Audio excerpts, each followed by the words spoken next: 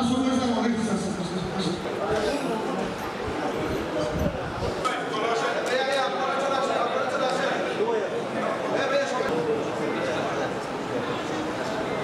একটু শেষ করি।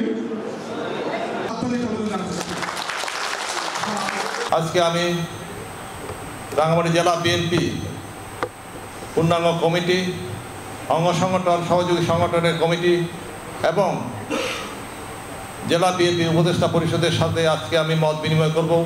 সেই জন্য আমি আমার সাংবাদিক ভাইদের এখানে আমন্ত্রণ জানিয়েছি।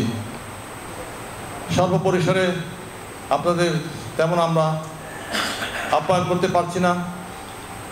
আমি আপনাদের বলতে চাই, আপনারা আমাদের সার্বিক সহযোগিতা করবেন এবং আপনারা